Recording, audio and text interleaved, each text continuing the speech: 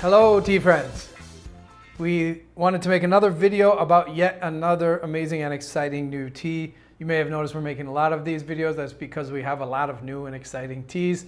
The reason is because friends are donating teas to help build Life Meets Life. Some are friends who have personal collections, others are tea vendors who have shops, and they're all coming and saying, look, we don't have any money to help you build your center, but we do have some tea, and that has resulted in a lot of really cool and exciting teas.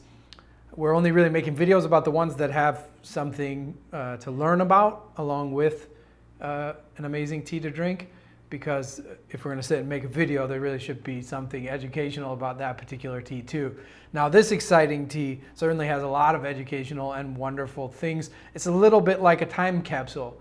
And because it's a time capsule from the 1970s, we decided to call it Disco, give it a little bit of a fun name. Yeah, and also this tea does make you feel like you want to boogie. So you drink it and it does have a really vibrant energy and does fill you with a kind of joyous chi. So the name is apt in all kinds of ways. And this is more than just a time capsule because it's an aged tea. There's more to it than that. There's actually a lot to learn, and even some things that we can learn that are kind of fossilized. So back in the day, when Chinese immigrants started coming over to Taiwan and discovered that Taiwan was a really wonderful place to grow tea, both in terms of the climate and the soil, which is volcanic, and the weather, all things terroir. It was a beautiful place to grow tea. They started bringing varietals mostly from Wuyi. And in those days, you couldn't bring the famous varietals.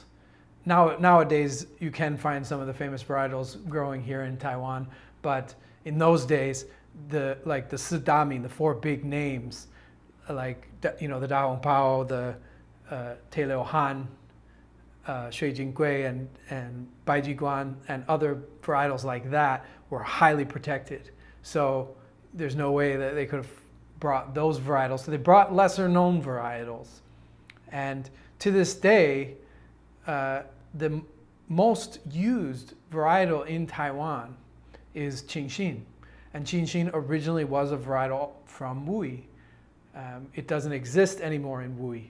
So probably when they brought it over, it was a lesser known varietal that wasn't used too much in Wuyi. And of the varietals that they tested when they got to Taiwan, this one really adhered to the soil here, really jived with the climate here, and really loved Taiwan. It was destined to live here. It was destined to become Taiwanese, a bit like me. It was destined to find its way here and make a home. And then eventually it died out in Wuyi and Taiwan became its home, and now Qingxin is really, when you think of Qingxin Oolong, you think of Taiwanese Oolong. Several other varietals were also brought from Wuyi and for testing, experimenting, all kinds of things, and some of them they didn't last very long because they didn't jive with the terroir here in Taiwan. Others went out of vogue for marketing reasons. And this is one. And that is really super cool also because it allows us to hone in on the date of this tea more so than other loose leaf teas. Loose leaf teas don't really have a vintage. And my experience with tea vendors around the world is that there's a little bit of Paul Bunyanism that goes on where, each vendor that buys the tea adds on 5 or 10 years. So, it becomes 80s tea, and then it becomes 70s tea, and then it becomes 60s tea. Every time it's sold, it adds a little bit of age. Kind of like some of the trees in Yunnan there. Age also grows often in the telling. So loose leaf tea, really, you can only age it in terms of other loose leaf tea.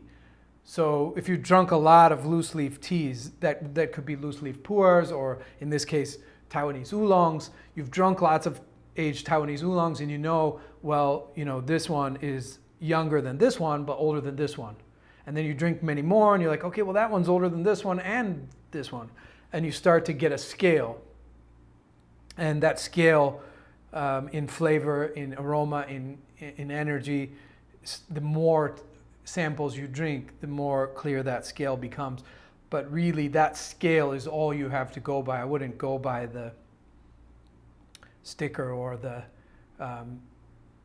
story of the vendor, because, as I said, that's growing in the telling with each sales and often is very exaggerated. But in the case of this tea, we actually can hone in on the vintage a bit more. And that's because this tea is made from a varietal that nowadays history books in Taiwan, Taiwanese history books, call Wui varietal. They just call it the Wui varietal. And actually, back in the day, in the first half of the 20th century, this varietal was as or more popular than Qingjin. It was very popular. It was a varietal that was spread all over the north of Taiwan. However, it was very bitter when it was green, when it was young. And as a result of that, it was often used to produce lower quality tea.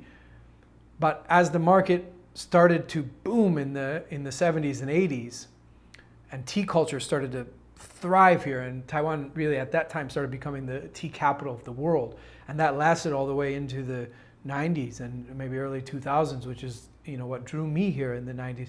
Is this was literally at that time it was tea culture capital of the world. But that happened with the economic boom that happened in Taiwan in the 1970s. When I was a kid, everything in America was made in Taiwan the way it is made in China nowadays.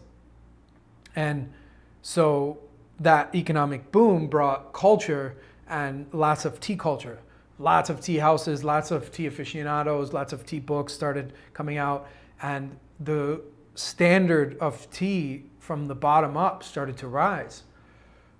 More artisanal production started to happen, and even in the lower grades, this bitter varietal, even though it was a really good match for Taiwan's terroir, for the soil and climate and everything here, it started to go out of vogue in the market, and they started to replace it with other varietals like Qingjin and Qingjin Damo and other varietals that also thrive in the north but aren't as bitter when they're young and green. And by the end of the 70s, early 80s, actually, this varietal completely disappeared, went extinct. And it had already disappeared from Wui. Or maybe there is an equivalent there and we don't know, simply because the Taiwan one in history books is called Wui tea, and so it could literally be any of them.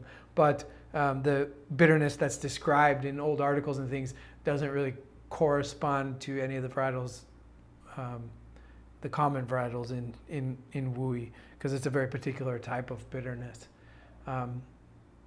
So most likely in the late 70s, early 80s, this varietal really ended. And so for that reason, this tea disco, which is made from that varietal, that Wui varietal,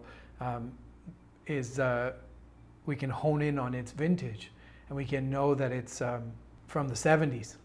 Again, when learning about the ages of loose leaf teas, there's really just a relative learning. There is no vintage, there's no packaging, there's no history to study. So really it's just about drinking lots of the teas in any specific genre of loose leaf aged tea, whether it be loose leaf aged show, loose leaf aged sheng, loose leaf aged red tea, loose leaf aged anything. You just drink a lot of examples and you get a relative scale for this is older than this, but younger than this, but older than this, and so on. And the more teas you drink, the more clear and accurate your experiential scale begins to be. Doesn't mean that you can accurately find the year, just means that like you start to know what various teas taste like compared to others. And then as you grow and you drink more tea and your experience starts to gather, you may come across some teas that actually do have a vintage, especially younger ones, right? So maybe you come across a tea that is like 10, 15 years old, and you know exactly that it's, let's say, 13 years old because your friend, whom you trust deeply, bought it herself and intentionally aged it in a jar, and maybe even has documentation, right? Like we have a famous Ali-san Oolong around here from 1988 that we call Cloudgate, and our friend actually sealed that tea in 1988 and documented it, and So there's a really accurate vintage because it's been documented. And then we have some aged teas from Masatsai that are on the website right now. And one of those is a tea that he also actually put into storage himself in 1998 from Lisan. And so you start to get teas like that. Those are the exceptions. Those teas that have vintages are the exceptions. But they're important because when you have a developed scale of drinking loose leaf aged teas, and then all of a sudden you start getting some that have vintages, you're plugging actual dates into your scale, and you're starting to get an idea for what a certain amount of time does to tea. But even then, the scale will never be really clear because storage plays such a huge issue. And almost all oolong, Taiwanese oolong, was not intentionally stored. So what that means is that the tea was just left over. It's often just in the back of a shop in a large bag, and aged oolong in the second half of the 20th century, aging oolong kind of lost popularity. Some authors or new tea people even suggest that like aging oolong is a new fad. That's not true. Aging oolong goes back almost to the beginning of oolong itself in the early Qing. In mid-Qing, there were people aging oolong tea. But in Taiwan, which was really the capital of tea culture during that time, for the second half of the 20th century, aging oolong did lose popularity. So a lot of the teas that were in the backs of shops and things were just left there, and people didn't feel like they had value. Now, of course, aged oolong has reblossomed, and so all of those kinds of things are, already for the last 15, 20 years, riding on the pu'er boom and the inflation of prices of aged pu'er. All aged teas have popped on that train. All aged teas are like hobos in the 1940s in America, jumping on the pu'er train and riding to exorbitant prices. All aged teas, like Liu Bao, also in the, when I first started drinking aged pu'er in the 90s, we called Liu Bao poor man's pu'er because it was so cheap. But now it's hopped on that train too and is really expensive. And so is Taiwanese oolong. So already for a long time, those kinds of teas that are left behind, either the shopkeeper themselves or their son or grandson or whatever, they know that, ooh, these teas from my grandpa's time that are left in the back of the shop now are worth a lot of money. Or tea aficionados have gone and like scoured those kinds of old school places that have been around and bought up their old teas that were in the back. And so because storage wasn't intentional, it wasn't sealed in a jar properly, because oolong tea is not like pu'er. Oolong tea, as it ages, it's oxidizing, whereas pu'er tea is oxidizing and fermenting. And so pu'er tea needs, because of the fermentation part, it needs humidity and air. But oolong tea actually prefers no air or very little, and especially no humidity. So if you're in a place that's not great for aging pu'er, chances are you're in a place that's great for aging oolong tea. So it means that, in all teas, storage plays a huge role. Humidity in pu'er tea plays a huge role. So when you don't have any vintage and you're just dealing with loose leaf teas, even when you start plugging in dates and you start getting a kind of a scope, your scope is always going to be inaccurate. Your gauge is always going to be inaccurate. Your gauge is always going to be kind of just relative to other similar teas that you've drunk. But in this case, we have, first of all, the fact that this varietal didn't exist by the early 80s, so it has to be before then. But also, in our experience, when oolongs reach about 30 to 40 years, and again, I'm making that really big. I'm saying 30 to 40 years because storage plays such a huge role. And the scope is not clear. I can't say at exactly 35 years, but I can say at around 30, 40 years, aged oolong, especially Taiwanese aged oolong, starts to develop a little bit of a flavor of carbon, some people say. It's like almost like the smell of white charcoal. A little bit of a carbon flavor and aroma.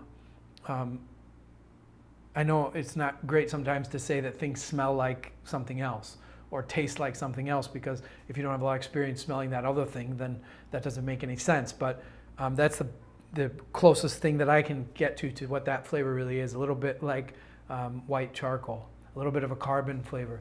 And that tends to happen about 30, 40 years in, when the storage is not perfect. When the storage is perfect, it is much later. But as I said, any Taiwanese oolong that is this old, chances are 99 out of 100 that it will not be intentionally stored, that it was left over. Though part of its journey could be intentionally stored. And that's actually true of disco. So disco was purchased in the early 2000s by a friend of ours, and when he purchased it from the back of a shop, he then, even though it wasn't up until that point intentionally stored, he took it home and put it in proper jars and sealed it up. And so it has had some years of really good storage. And that has, to some extent, also corrected some of the storage problems of this tea. I would say for an aged oolong of this age, disco has incredible storage, actually, because of that 15, 20 years roughly of cleaner storage at the end, which is the more recent part. And because of that, its storage is actually really beautiful. Aged oolongs have wonderful, rich, complex fragrances. They're just beautiful, and they unfurl magically through flavors of berries and tartness and that little bit of carbon, and the chunxiang, the aged flavor of pu'er, it can sometimes be there too. But they have a much more uplifting energy, where pu'er is more meditative when it's old, and yin and deep. These teas tend to be very uplifting and vibrant and make you want to dance, make you want to boogie. And since this tea's from the 70s, if we're going to boogie, we're going to disco. So this is a really amazing opportunity to drink, first of all, a varietal that does not exist anywhere on the earth. So you're looking like into a time capsule, into a fossil of a tea tree that only exists in the sense of the genes and DNA of the other trees that it's related to, and their descendants. And also, you're drinking tea from a really special time, a long time ago, when things were simpler. There was no agrochemicals, and the world was cleaner.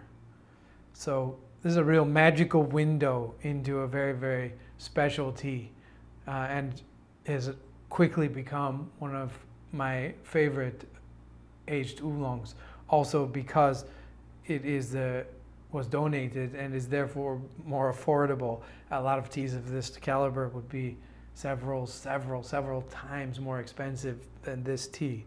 So once again, we are passing on the love that's been passed on to us.